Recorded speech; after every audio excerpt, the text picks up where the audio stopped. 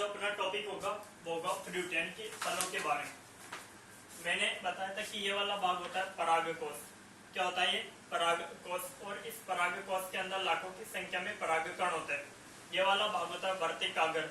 जब ये परागकोश इस यानी कि वर्तिकाग्र पर पहुंचते हैं तो इस क्रिया को परागण कहते हैं। और इस परागण की क्रिया के फलस्वरूप यानी कि इस वर्तिकाग्र में से दो परागकण नीचे की ओर आते हैं। और ये वाला जो भाग होता है, ये वाला भाग होता है अंडाशय। इस अंडाशय में इनकी 3 अंडाणु पहले से ही उपस्थित होते हैं। अब एक परागकण एक अंडाणु से क्रिया करके युग्मनज का निर्माण कर लेता है, और यह युग्मनज ही आगे जाकर फल का निर्माण करता है। और ये जो एक परागकण होता है ये 2 ओवम से क्रिया करके भ्रूण कोश का निर्माण कर लेता है। भ्रूण कोश का निर्माण कर लेता है, एंडोस्पर्म का निर्माण कर लेता है।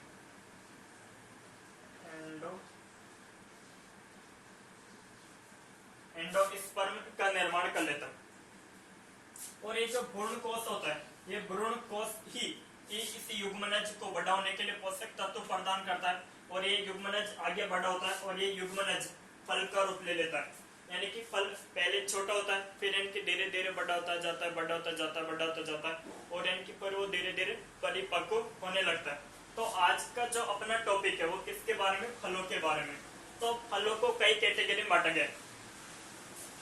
यदि फल का निर्माण अंडाशय में होता है, तो इस प्रकार के फलों को कहते हैं सत्य फल। सत्य फल। यदि फल का निर्माण अंडाशय में होता है तो इस प्रकार के फलों को कहते हैं सत्य फल। लेकिन यहाँ से परागकण यानी कि नीचे आए, अंडाशय में आए, और इनकी अंडाशय में आए और अंडाणु से क्रिया की और युग्मनज का निर्माण किया और इनके फल का निर्माण हुआ। लेकिन यदि यह फल बाद में जड़ जाता है, तो ये परागकण जो होते हैं, ये परागकण इस पुष्पासन में चले आते हैं। दोबारा समझने की कोशिश करें। दोबारा यहाँ से इनकी परागकोश से इनकी परागकण वर्तिकाग्र तक पहुंचते हैं। इन लाखों की संख्या में से जो परागकण होते हैं, केवल 2 परागकण ही इसमें वर्तिकाग्र में से होकर वर्तिका से होकर इनकी अंडाशय में पहुंचते हैं। इस अंडाशय में 3 अंडाणु पहले से उपस्थित होता है। एक परागकण एक अंडाणु से अभिक्रिया करके युग्मनज का निर्माण कर लेता है, और ये जो 2 अंडाणु और एक परागकण आपस में क्रिया करके भ्रूण कोश का निर्माण कर लेता है। ठीक है। लेकिन यदि फल का निर्माण अंडाशय में होता है तो इस प्रकार के फल को कहते हैं सत्य फल। क्या कहेंगे? सत्य फल। लेकिन ध्यान से सुने, डेफिनेशन वही है। परागकण यानी कि इसमें पहुंचेंगे अंडाशय में, और इनकी एक परागकण और एक अंडाणु आपस में इनकी जुड़कर युग्मनज का निर्माण करेंगे, फल का निर्माण करेंगे। लेकिन आगे जाकर यह फल जड़ जाता है। यदि आगे जाकर यह फल जड़ जाता है तो ये जो परागकण होते हैं ये पुष्पासन में चले आते हैं। और फल का निर्माण अब आगे कहाँ होता है? पुष्पासन में होता है। ये परागकण आगे पुष्पासन में चले आते हैं और पुष्पासन में फलों का निर्माण होता है। तो इस प्रकार के फलों को कहते हैं असत्य फल। क्या कहेंगे? असत्य फल। एक होता है जैसे सेब हुआ, नाशपाती हो, ये सारे कैसे? असत्य फल।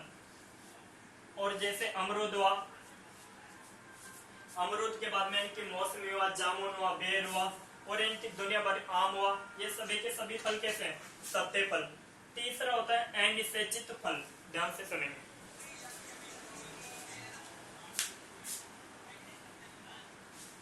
ये फूल है, यदि मैं इस फूल को उल्टा कर दूं, यदि इस फूल को मैं उल्टा कर दूं, उल्टा करूं, जैसे ये पेन है, ये वाला पेन है, ये मेरा परागकोश है और ये मेरा परागकण है, यानी कि ये वाला भाग यानी कि जयांग यानी कि मादा भाग, और ये वाला भाग यानी कि नर भाग। तो ये वाला परागकोश है। इस परागकोश के अंदर लाखों की संख्या में परागकण, आप ऐसे समझे। और ये वाला जो भाग है, ये वाला भाग वर्तिकाग्र, बीच वाला भाग यानी कि वर्तिका, और नीचे वाला भाग अंडाशय। अब यानी कि यहाँ से यानी कि परागकोश है, ये वाला वाक्य है परागकोश, इस परागकोश में से परागकण यहाँ पे पहुंचेंगे और इसमें से होकर यानी कि 2 परागकण अंदर जाएंगे, तो ये सारा क्रिया होगी। लेकिन मैं इस फूल को उल्टा कर देता हूँ, लेकिन मैंने क्या किया, इस फूल को उल्टा कर दिया, तो ये जो के सारे यानी कि फूल को उल्टा कर दिया, तो ये जो अंडाशय होता है, ये जो अंडाशय होता है, ये अंडाशय के जो ये अंडाणु होते हैं, ये कहां पर पहुंच जाते हैं, वर्तिक अगर पर पहुंच जाते हैं। दोबारा से समझें, जब ये इस तरह से था तो अंडाशय यहाँ था, लेकिन जैसे मैंने इस फूल को उल्टा किया, यहाँ पे इनकी जो 3 अंडाणु होते हैं यहाँ पे पहुंच गए, और इनकी इसको भी यहाँ लिया, 3 अंडाणु कहाँ पे पहुंच गए, यहाँ पर पहुंच गए, और यहाँ पे क्या था, यानी कि परागकोश। अब यानी कि परागकोश से क्या आएंगे, परागकण आएंगे और इनकी वर्तिक अगर पर पहुंचेंगे, और वर्तिक अगर के पास में ही क्या आगे, अंडाणु आ गए, वर्तिक अगर के पास में ही क्या आ गए, अंडाणु। अब यहाँ की यही है, यानी कि अंडाणु और इनकी परागकण आपस में क्रिया करके फल का निर्माण कर लेंगे, तो इस प्रकार के फलों को कहते हैं अनिषेचित फल। क्या, इस प्रकार के फलों को कहते हैं अनिषेचित फल। केला इसका उदाहरण है अनिषेचित फलों का।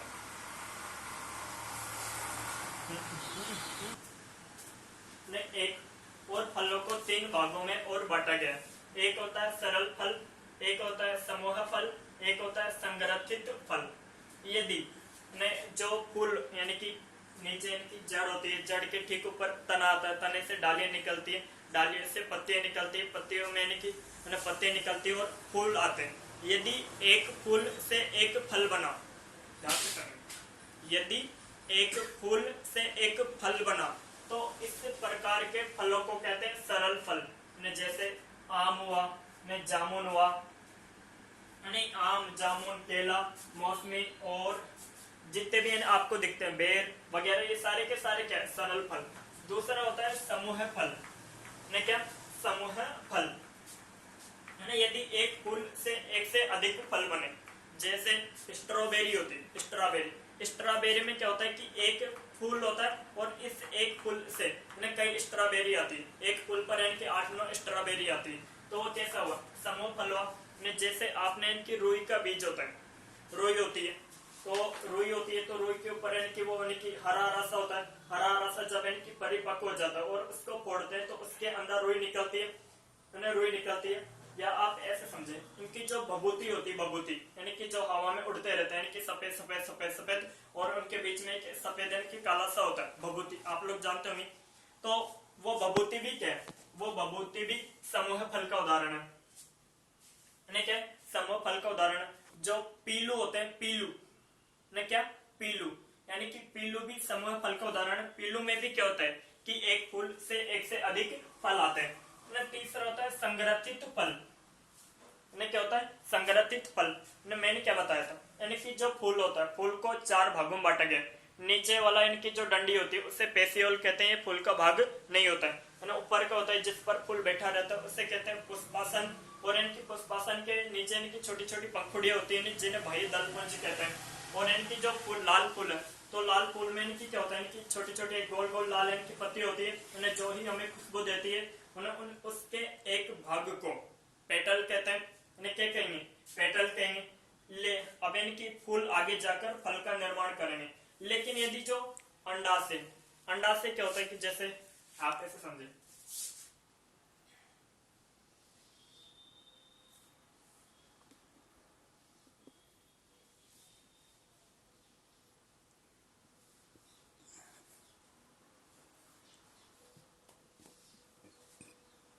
ये होता है, ये जो अंडाशय की दीवार है, ये क्या है, अंडाशय की दीवार। ये अंडाशय की दीवार इनकी फल भित्ति का निर्माण करती है। इन्हें क्या करेंगे, फल भित्ति का निर्माण करेगी। जैसे यानी कि मौसमी होती है, तो मौसमी का जो ऊपर का छिलका होता है, उस छिलके का निर्माण किसने किया, इस अंडाशय की यानी कि दीवार में। ये क्या करती है, फल भित्ति का निर्माण करती है। और ये वाला भाग क्या करता है, यानी कि इसे कहते हैं बाह्य दलपुंज। क्या कहेंगे, बाह्य दलपुंज।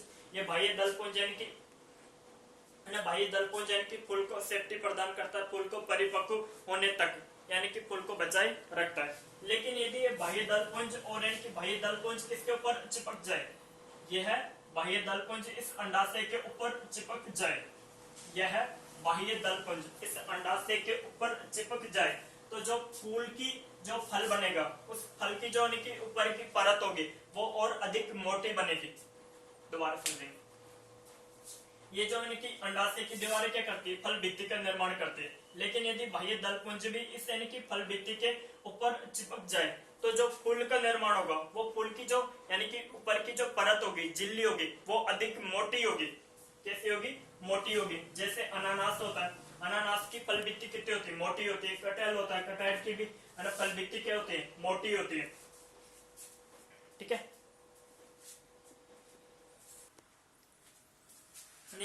ये जो ऊपर का भाग है ये फल है कोई, यानी इस फल के जो ऊपर की परत होती है इस परत को कहते हैं कि बाह्य भित्ति। ये जो ऊपर की परत होती है इसे क्या कहेंगे?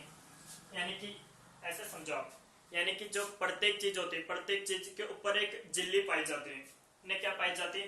इन्हें झिल्ली पाई जाती है। जैसे पेड़ पौधे होते हैं, पेड़ पौधों के ऊपर यानी कि क्या पाई जाती है? कोशिका यानी कि भित्ति पाई जाती है। कोशिका भित्ति के नीचे यानी कि कोशिका झिल्ली पाई जाती है। वैसे ये फल यानी कि फल के चारों यानी कि फल के बाहर एक भित्ति पाई जाती है जिसे फल भित्ति कहते हैं। इन्हें क्या कहेंगे? फल भित्ति कहते हैं। ये कोई आम का फल है। ये क्या है? आम का फल। जो आम के ऊपर का छिलका होता है, आम के जो ऊपर का छिलका होता है उसे कहते हैं फल भित्ति। लेकिन जो छिलका होता है ऊपर का है ना, उससे छिलके के नीचे ये वाला भाग होता है, इस वाले भाग को कहते हैं एपिकार्प। जैसे यानी कि छिलका हटा दिया और छिलकों को ऐसे रगड़ रगड़ के खा रहे हैं, चूस चूस, वो वाला भाग है एपिकार्प या बाह्य भित्ति। और जो गुठली के ऊपर वाला भाग होता है, जो गुठली के थोड़ा ऊपर वाला भाग होता है, इस ऊपर वाले भाग को कहते हैं एंडोकार्प या आंतरिक भित्ति।